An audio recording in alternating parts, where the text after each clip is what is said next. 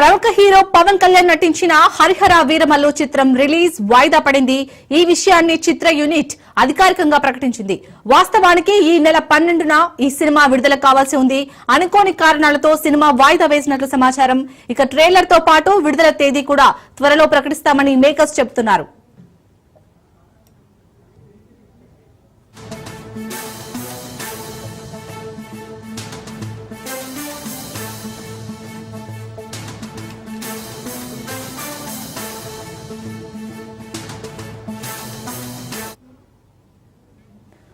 ప్రముఖ హీరో పవన్ కళ్యాణ్ నటించిన హరిహర వీరమల్లు చిత్రం రిలీజ్ వాయిదా పడింది.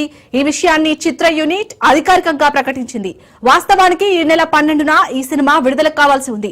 అనుకోని కారణాలతో సినిమాను వాయిదా వేసినట్లు సమాచారం. ఇక ట్రైలర్ తో పాటు విడుదల తేదీ కూడా త్వరలో ప్రకటిస్తామని మేకర్స్ చెబుతున్నారు.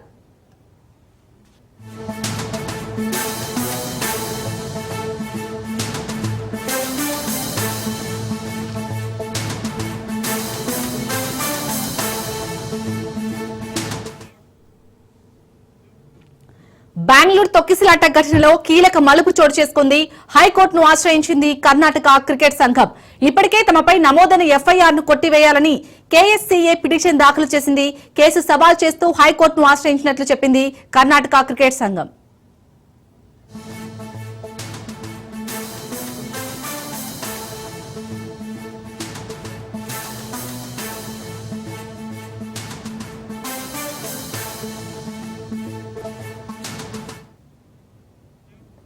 మరోవైపు బెంగళూరు తొక్కిసలాట ఘటనలో అరెస్టుల పర్వం కొనసాగుతుంది.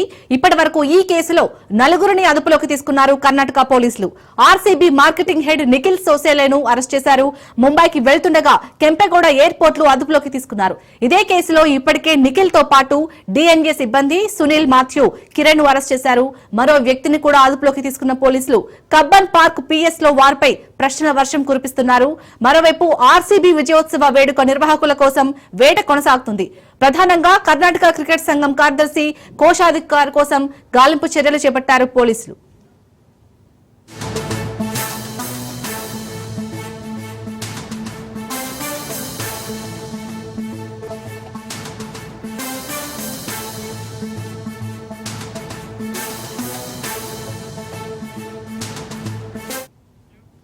బెంగళూరు తొక్కిసలాట ఘటనలో కీలక మలుపు చోటు చేసుకుంది. హైకోర్టును ఆశ్రయించింది కర్ణాటక క్రికెట్ సంఘం. ఇప్పటికే తమపై నమోదైన ఎఫ్ఐఆర్ ను కొట్టివేయాలని కేఎస్సీఏ పిటిషన్ దాఖలు చేసింది.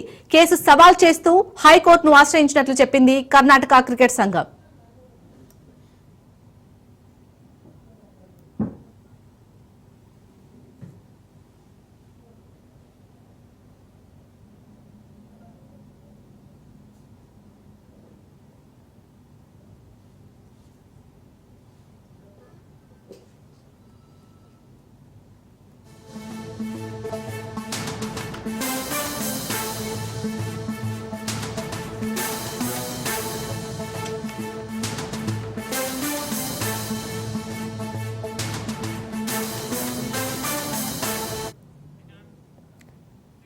బెంగళూరులో జరిగిన తొక్కిసలాట ఘటనలో అయితే ఇప్పటికైతే ఇటు కబ్బన్ పార్క్ పిఎస్ లో 4గురినైతే క్వశ్చన్ చేస్తున్నట్టుగా తెలుస్తుంది. అలాగే మరికొన్ని కూడా పోలీసులు అదుపులో తీసుకున్నట్టుగా తెలుస్తుంది. దీనిపై పూర్తి డీటెయిల్స్ మా ప్రతినిధి తెలుసుకుందాం.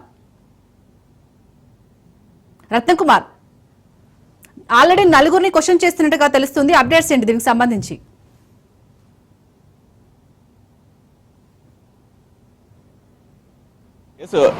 ఇప్పటికే రాయల్ ఛాలెంజ్ బెంగళూరుకు సంబంధించి ముఖ్యంగా బెంగళూరు విజయోత్సవంలో ట్రోఫీ గెలిచిన తర్వాత జరిగినటువంటి యొక్క ర్యాలీలో భాగంగా ఈ ర్యాలీలో జరిగినటువంటి తొక్కిసలాట్లో 11 మంది చనిపోయారు. 50 మందికి పైగా గాయపడిన తర్వాత ఈ ఇన్సిడెంట్ పైన అక్కడి ప్రభుత్వం ఆరా తీసింది. ఆరా తీస్తున్న నేపథ్యంలోనే ఇందులో బాధ్యులైన వారి మీద ఖచ్చితంగా కఠిన చర్యలు తీసుకునేందుకు కూడా రంగం సిద్ధం చేసింది. ఇక ఈ క్రమంలోనే ఇప్పుడు రాయల్ ఛాలెంజ్ ఆర్సీబీ మీద కేసు నమోదు చేసింది. ఆర్సీబీతో పాటు మరోవైపున కర్ణాటక క్రికెట్ అసోసియేషన్ మీద కూడా ఎఫ్ఐఆర్ అయింది. సో ఈ వ్యవహారంలో చాలా కీలకంగా ఉన్నటువంటి వ్యక్తుల మీద కేసులు కూడా నమోదు చేశారు. ఇప్పటికే 4గురి మీద కేసులు నమోదు చేసినట్లు తెలుస్తోంది. ఇప్పుడు తాజాగా మనకు అందినటువంటి సమాచారాన్ని బట్టి ఒకవైపున యొక్క అరెస్టుల పర్వంలో భాగంగా ఆర్సీబీ మార్కెటింగ్ హెడ్ గా ఉన్నటువంటి నిఖిల్ సోసాలే అరెస్ట్ అయ్యారు. ఆయన్ను ముంబై వెళ్తున్నటువంటి సమయంలో కెంపెగౌడ ఎయిర్పోర్ట్ లో ఆయన పట్టుకొని అరెస్ట్ చేయడం జరిగింది. ఆయనతో పాటు నిఖిల్తో పాటు మరొక వ్యక్తిని కూడా అదుపులోకి తీసుకున్నారు. సునీల్ మాథ్యూ ఆర్సీబీ టీంలో చాలా కీలకంగా ఉంటాడు. అతను డిపార్ట్మెంట్ కు సంబంధించినటువంటి వ్యవహారాలన్నీ కూడా చూసుకుంటూ ఉంటాడు. సో అతన్ని కూడా అదుపులోకి తీసుకున్నారు. ఈ రకంగా ప్రస్తుతం అరెస్టుల పర్వం అనేది కంటిన్యూషన్ లో భాగంగానే ఇప్పుడు మొత్తం నలుగురిని అరెస్ట్ చేశారు. అయితే ఒకవైపున కర్ణాటక స్టేట్ క్రికెట్ అసోసియేషన్ మీద నమోదైనటువంటి కేసును సవాల్ చేస్తూ అక్కడి ఆ క్రికెట్ అసోసియేషన్ హైకోర్టుకి వెళ్ళింది. హైకోర్టుకు వెళ్ళి ఈ యొక్క ప్రభుత్వం ఏదైతే ఇటు పోలీసులు స్థానికంగా ఉన్నటువంటి పోలీసులు తమ మీద కేసు నమోదు చేశారో ఈ కేసును సవాల్ చేస్తూ హైకోర్టు మెట్లెక్కారు. ఇక మరోవైపు ఇప్పటికే కబ్బన్ పార్కు పిఎస్ లో ఎవరెవరి మీద అయితే కేసులు నమోదయ్యాయో కేసులు నమోదయ్యి అరెస్టుల పర్వంలో భాగంగా అదుపులోకి తీసుకున్నటువంటి వ్యక్తులందరినీ కూడా ప్రశ్నిస్తూ ఉన్నారు. ఇక మరోవైపున ఇప్పటికే అదుపులోకి తీసుకోవాల్సినటువంటి వ్యక్తులు ఎవరెవరైతే ఈ యొక్క విజయోత్సవ ర్యాలీలో కీలకంగా వ్యవహరించినటువంటి వ్యక్తులు ఉన్నారో అందులో కర్ణాటక క్రికెట్ సంఘం కార్యదర్శి, మరోవైపున కోశాధికారి, వీళ్ళిద్దరి యొక్క పాత్ర అనేది చాలా కీలకంగా ఉంటుందని భావించిన తర్వాత వారిద్దరు ప్రస్తుతం పరారీలో ఉన్నట్లు గుర్తించి వారి కోసం గాలింపు చర్యలు చేపడుతున్నారు. ఎందుకంటే విజయోత్సవ ర్యాలీ ఆర్సీబీ నిర్వహించినటువంటి విజయోత్సవ ర్యాలీ అనేది కర్ణాటక క్రికెట్ అసోసియేషన్ ఆధ్వర్యంలోనే జరిగింది. ఆ తర్వాత వారి యొక్క లోపం కారణంగానే అక్కడ తొక్కిసలాట అనేది ఏర్పడింది. తొక్కిసలాట ఏర్పడిన తర్వాత దాదాపు 11 మంది ప్రాణాలు కోల్పోయారు. అందులో 4 మహిళలు ఉన్నారు, చిన్నపిల్లలు ఉన్నారు. సో మరోవైపున దాదాపు 50 మంది గాయపడితే వాళ్ళందరినీ బౌరౌలి అలాగే స్థానికంగా ఉన్నటువంటి ఇతర ఆసుపత్రులకు తరలించారు. వాళ్ళందరికీ కూడా చికిత్స అందించడం జరిగింది. కర్ణాటక ప్రభుత్వం దీని మీద ఒక స్పష్టతను ఇచ్చింది. తాము ఎటువంటి ఏర్పాట్లని తమని ఒక గెస్టులుగా పిలిస్తే మాత్రమే తాము వెళ్ళాము తప్ప తాము పూర్తిగా ఈ కార్యక్రమాలన్నింటినీ కూడా తమ చేతుల మీదుగా నిర్వహించింది కాదు అనేటువంటి విషయాన్ని అక్కడ ముఖ్యమంత్రి సిద్ధరామయ్య స్పష్టం చేయడం జరిగింది. సో మరోవైపున ఇప్పటికే కర్ణాటక క్రికెట్ అసోసియేషన్ మీద కేసులు నమోదయ్యాయి. ఆర్సీబీ టీం మీద కూడా కేసులు నమోదైన తర్వాత మరోవైపున ప్రతిపక్ష పార్టీలు మాత్రం ఖచ్చితంగా ఇది ప్రభుత్వం బాధ్యత వహించాల్సినటువంటి వ్యవహారము, ప్రభుత్వం యొక్క ఆదేశాల ప్రకారం ప్రభుత్వం తమ ద్వారానే, ఎందుకంటే ఏకంగా ఉప ముఖ్యమంత్రి డికే శివకుమార్ ఎయిర్పోర్ట్కు వెళ్ళి టీంను మొత్తాన్ని కూడా ఇన్వైట్ చేయడం, వాళ్ళకి స్వాగతం పలకటం, ఆ తర్వాత అసోసియేషన్ సభ్యులందరికీ అలాగే ఆర్సీబీ టీం మొత్తానికి కూడా చిన్నస్వామి స్టేడియంలో అక్కడ సన్మాన కార్యక్రమాలను ఏర్పాటు చేసి సత్కరించిందంతా కూడా ప్రభుత్వ పెద్దలే కీలకంగా ఉన్నారు కాబట్టి వాళ్ళ మీద కూడా ఖచ్చితంగా కఠిన చర్యలు తీసుకోవాల్సినటువంటి అవసరం ఉందంటూ కూడా ప్రతిపక్ష పార్టీలన్నీ కూడా డిమాండ్ చేస్తున్నాయి. ఏదేమైనప్పటికీ ఇప్పుడు నమోదైనటువంటి కేసులకు సంబంధించి ఒకవైపున ఆర్సీబీ టీం మీద నమోదైనటువంటి కేసులు ఒకవైపు ఇలా ఉంటే కర్ణాటక క్రికెట్ అసోసియేషన్ మాత్రం తమ మీద నమోదైనటువంటి కేసులను సవాల్ చేస్తూ హైకోర్టు మెట్లెక్కింది. Right, thank you Ratna Kumar.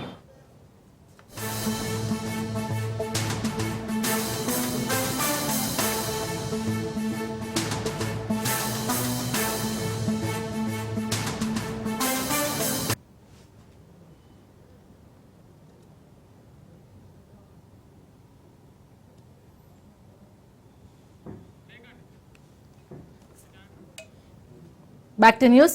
Jammu Kashmir లో ప్రధాని నరేంద్ర మోదీ మాట్లాడుతున్నారు. లైవ్ లో చూద్దాం.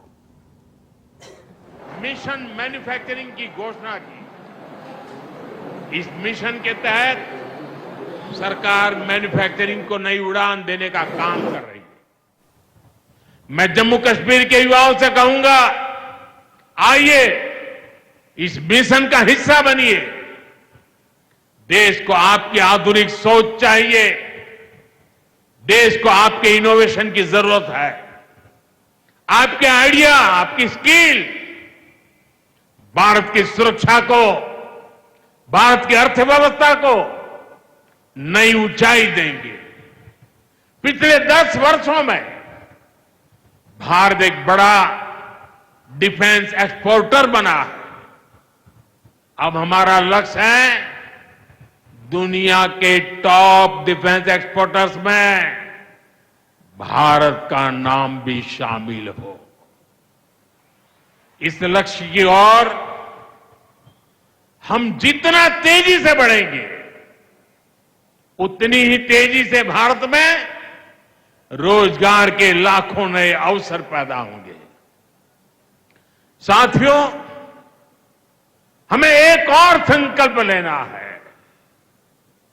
जो सामान भारत में बना हो, जिसमें हमारे देशवासियों का पसीना लगा हो, हम सबसे पहले उसे ही खरीदें और यही राष्ट्रभक्ति है, यही राष्ट्र की सेवा है। सीमा पर हमें हमारी सेनाओं का मान बढ़ाना है और बाजार में हमें मेड इन इंडिया का गौरव बढ़ाना है। साथियों, एक सुनहरा और उज्जवल भविष्य जम्मू कश्मीर का इंतजार कर रहा है। केंद्र सरकार और यहां की सरकार मिल మాజీ మంత్రి హరీష్ రావు మాట్లాడుతున్నారు. లైవ్ లో చూద్దాం. వచ్చిన తర్వాత ఉద్యోగస్తులను ఉసూరు మనిపించడం, ఇది కాంగ్రెస్ యొక్క నీతి. నిన్నేం చెప్పిండ్రు? ఒక్క డిఏ ఇస్తాం, దానికి ఎన్ని కథలు. ఆ ఇచ్చిన ఒక్క డిఏకు మంత్రులతో సబ్ కమిటీ, ఐఏఎస్ అధికారులతో సబ్ కమిటీ, పెద్ద మనుషులతో ఒక సబ్ కమిటీ. పెద్ద మనుషులు అంటే అడ్వైజర్లు, కేశవరావు గారు అట్లా అడ్వైజర్లు ఉన్నారు. ఉద్యోగస్తులతో మాట్లాడనీకి, ఉద్యోగస్తులతో చర్చించి వాళ్ళ పిఆర్సి, వాళ్ళ డిఏలు, వాళ్ళ బకాయిలు చెల్లించడానికి ముచ్చటగా 3 కమిటీలు వేసిండ్రు. మంత్రులతో సబ్ కమిటీ, ఐఏఎస్ అధికారులతో సబ్ కమిటీ, పెద్ద మనుషులు అడ్వైజర్లతో ఒక సబ్ కమిటీ. ఏదో అడ్రస్ చూడు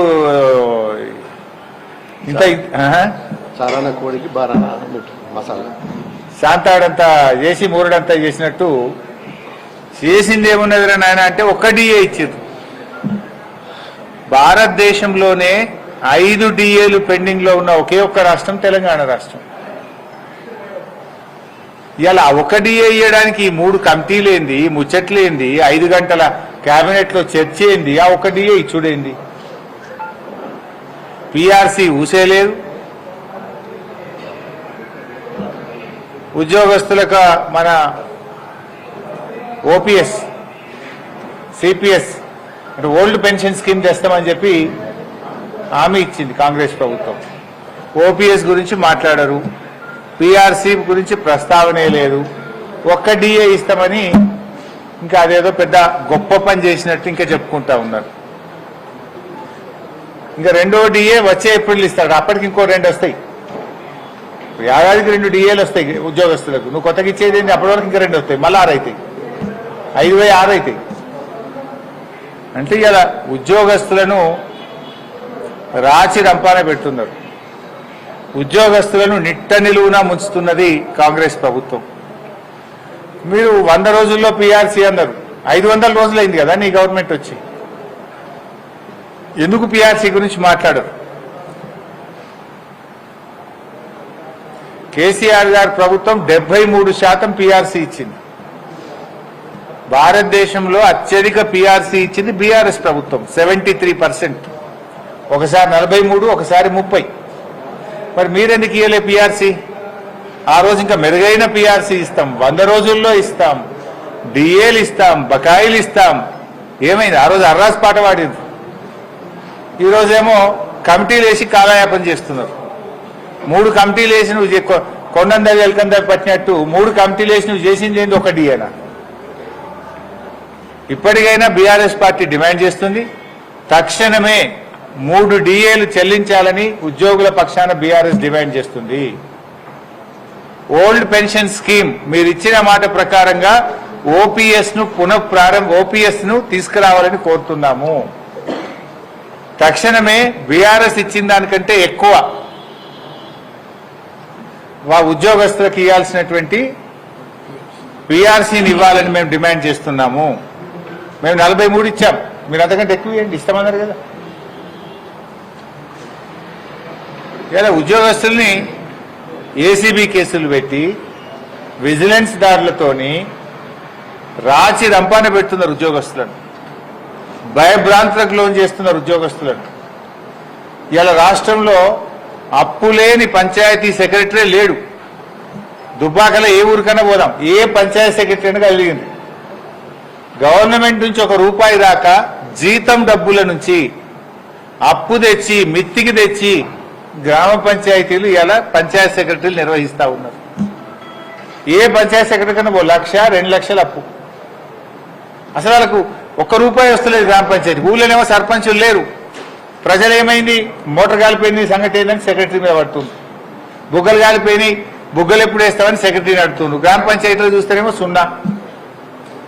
ఉద్దర తెచ్చి, మితికి తెచ్చి, అప్పు తెచ్చి, డీజిల్ పోసి నడుపుతున్నారు. సగం గ్రామ పంచాయతీల్లో ట్రాక్టర్లు మూలగబడ్డాయి. అయితే కొన్ని ఊళ్ళలో 2 రోజులకు ఒకసారి నడుపుతున్నారు ట్రాక్టర్, కొన్ని ఊళ్ళలో వారానికి ఒక్కనాడు నడుపుతున్నారు, కొన్ని ఊళ్ళలో దినం తప్పించి దినం నడుపుతున్నారు, కొన్ని ఊళ్ళలో డీజిల్ లేదని సపరేట్గా జాకీలు ఎక్కించి పక్కకు పెట్టారు ట్రాక్టర్లు. కేసీఆర్ ఉన్నప్పుడు పల్లెలకు పట్టం కట్టిండు, పల్లెలను స్వర్గసీమలుగా తయారు చేసిండు. కేసీఆర్ హయాంలో అవార్డులు అంటే తెలంగాణ పల్లెల పేర్లు లేకుండా ఈ దేశంలో అవార్డులే లేవు. కాంగ్రెస్ వచ్చింది, అవార్డులకు మంగళం పాడింది, గుండు 0. ఒక్క అవార్డు వస్తలేదు, ఒక్క అవార్డు కూడా దిక్కులేదు. మొత్తం పంచాయత్ సెక్రటరీలు రాష్ట్రంలో 1 లక్ష నుంచి 3 లక్షల అప్పుల పాలైపోయారు. బంగారం గుదబెట్టి అప్పులు తెచ్చి పంచాయత్ సెక్రటరీలు ఇలా గ్రామాలు నిర్వహిస్తా ఉన్నారు. ఈ రకంగా చాలా దుర్మార్గంగా కాంగ్రెస్ ప్రభుత్వం వ్యవహరిస్తా ఉంది.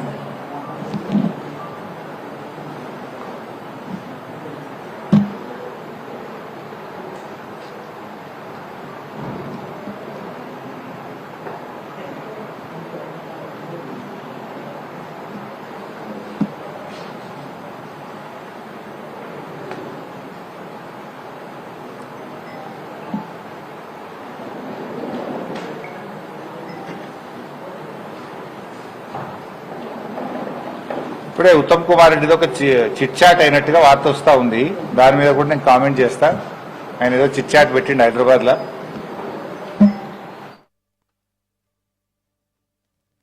చెప్పవు, చెంపలేసుకొని ముక్కు నేలకు రాయి. 65 టీఎంసీల నీళ్లు మన హక్కును వినియోగించుకోలేని చేతగాంతనం నీది, ఫెయిల్యూర్ నీది. ఇవాళ గోదావరి బనకచెర్ల ప్రాజెక్టు మీద నిన్న ప్రెస్ వాళ్ళు అడుగుతారు, మన ఉత్తమ్ కుమార్ రెడ్డి అంటుండే ఇంకా ప్రిపేర్ కాలే. వెనకట కేసీఆర్ గారు అసెంబ్లీలో ప్రజెంటేషన్ ఇచ్చిండు. అసెంబ్లీలో ప్రజెంటేషన్ ఇస్తే ఉత్తమ్ కుమార్ రెడ్డి లేచి అరే మేము ప్రిపేర్ అయ్యి రాలేదు అంటాడు. ఏది అసెంబ్లీలో మాట్లాడమంటే మైక్ ఇస్తే స్పీకర్ గారు నేను ప్రిపేర్ అయ్యి రాలేదని లేచిపోయింది ఆ రోజు అసెంబ్లీలోకి. నిన్న ఉత్తమ్ కుమార్ రెడ్డి గారిని గోదావరి బంకచెర్ల మీద ఏమైతుంది అంటే ఇంకా నేను స్టడీ చేయలేదు, స్టడీ చేసి మాట్లాడుతా అంటాడు. నువ్వు నీటిపారుదల శాఖ మంత్రివా ఏంటిది? నువ్వు స్టడీ చేయకుండా ఉంటావు. స్టడీ చేయలేదంటే నువ్వు ఎంత బాధ్యత రహిత్యంగా ఉన్నావు. రాష్ట్రానికి సంబంధించిన అతి ముఖ్యమైన గోదావరి జలాలకు సంబంధించిన ఇష్యూ మీద స్టడీ చేయలేదని మాట్లాడతారు. నిన్న కేబినెట్లో గోదావరి బంకచెర్ల మీద మాట్లాడతారు, ఏదో గట్టిగా స్పందిస్తారని మేము ఆశించినాం. టైం దొరకలేదట, నెక్స్ట్ మీటింగ్లో మాట్లాడతారట. పేపర్లలో ఏమొచ్చిందంటే గోదావరి బంకచెర్ల మీద మాట్లాడడానికి టైం దొరకలే, మళ్ళా మీటింగ్లో మాట్లాడతారట. అంటే రాష్ట్రానికి సంబంధించి ఇంతకంటే ముఖ్యమైన అంశం ఇంకోటి ఉంటుందా? ఏం మాట్లాడినరు 5 గంటలు? కమిషన్ల గురించో, పర్సంటేజ్ల గురించో, హైకమాండ్కి పంపే మూటల గురించి మాట్లాడుకున్నారా? 400 టీఎంసీల గోదావరి జలాలను అక్రమంగా ఆంధ్రప్రదేశ్ ఏ అనుమతులు లేకుండా తరలించకపోతుంటే గుడ్లప్పగించుకొని చూస్తారా? సుప్రీంకోర్టుకు పోయి ఆపే బాధ్యత లేదా? కేంద్ర మంత్రి మీద ఒత్తిడి తేరా? నీతి ఆయోగ్ మీటింగ్ లో ముఖ్యమంత్రి ప్రధానమంత్రిని ఎందుకు ప్రశ్నించలేదు? మేము సూటిగా అడుగుతా ఉన్నాం. ఇంతకంటే ఇంపార్టెంట్ అంశం ఏముంటది? దీని మీద ఎందుకు స్పందించలేదో ఇవాళ ఉత్తమ్ కుమార్ రెడ్డి గారు సమాధానం చెప్పాలి. It's an important issue. 400 టీఎంసీల నీళ్లు ఇవాళ అక్రమంగా అపెక్స్ కమిటీ అనుమతి లేకుండా, అంతర్రాష్ట్ర అనుమతి లేకుండా, తెలంగాణ అనుమతి లేకుండా, గోదావరి ట్రిబ్యునల్ అనుమతి లేకుండా ఇలా రాత్రికి రాత్రి వాళ్ళు ప్రాజెక్టులు కట్టిపడేస్తున్నారు. దీని మీద ఎందుకు మీరు స్పందిస్తలేరు? అపెక్స్ కమిటీ కౌన్సిల్ పెట్టాలని ముఖ్యమంత్రి గారు ఎందుకు కేంద్ర మంత్రికి లేఖ రాయడం లేదు? ఎందుకు ముఖ్యమంత్రి గారు మౌనంగా ఉంటున్నారు? చంద్రబాబు నాయుడు అంటే మీకు ఎందుకు లాగులు తడుస్తున్నాయి? చంద్రబాబు నాయుడిని ఎదిరించే దమ్ము సత్తా మీకు లేదా? అపెక్స్ కౌన్సిల్ మీటింగ్ పెట్టమని చెప్పి అడగరా మీరు? ఎందుకు సుప్రీంకోర్టుకు వెళ్లరు? ఎందుకు ప్రధానమంత్రిని నీతి ఆయోగ్ మీటింగ్ లో ప్రశ్నించరు అని మేము అడుగుతా ఉన్నాం. ఇవన్నీ చూస్తా ఉంటే వీళ్ళు బాధ్యత లేకుండా వ్యవహరిస్తా ఉన్నారు. పూర్తిగా ఆంధ్రప్రదేశ్కు దాసోహం అయిపోయింది. ఇలా మేము ప్రశ్నిస్తున్నాం. 2 నెలల నుంచి బీఆర్ఎస్ పార్టీ ప్రశ్నిస్తూ వచ్చింది. చివరికి మేము సుప్రీంకోర్టుకు మేమే వెళ్తాం. రాష్ట్ర ప్రభుత్వం చేతగాకపోతే, రాష్ట్ర ప్రభుత్వం స్పందించకపోతే బీఆర్ఎస్ పార్టీ సుప్రీంకోర్టుకు పోయి అయినా సరే బనకచెర్లను ఆపుతాం, తెలంగాణ ప్రయోజనాలు కాపాడతామని చెప్పాం. ఇప్పటికి కూడా కట్టుబడి ఉంటాం. ఏం చేస్తుంది రాష్ట్ర ప్రభుత్వం? ఒకవైపు కేంద్ర ప్రభుత్వం ఏమో ఏ అనుమతులు లేకుండా డబ్బులు ఇస్తున్నారు, అడిషనల్ FRBM ఇస్తున్నారు. 40,000 కోట్లు కేంద్ర ప్రభుత్వం ఇస్తామని చెప్తా ఉంటే ఈ రాష్ట్ర ప్రభుత్వం నిమ్మకు నీరెత్తినట్టుంది. దున్నపోతు మీద వాన పోసినట్టే పడ్డట్టే ఉన్నది. అంటే లేఖలు రాసి చేతులు దులుపుకుంటున్నాడు ఉత్తమ్ కుమార్ రెడ్డి. లేఖలు కాదు, అయితే ప్రశ్నించండి, నిలదీయండి, లేదంటే అఖిల పక్షాన్ని కేంద్ర ప్రభుత్వం దగ్గర తీసుకుపోండి, ధర్నా చేద్దాం పాండి, జంతర్ మంతర్ కాడ అందరం కలిసి నిలదీయండి, సుప్రీంకోర్టు పోండి. ఎందుకు పోతలేరు? ఇంకేదో మాట్లాడుతున్నాడు.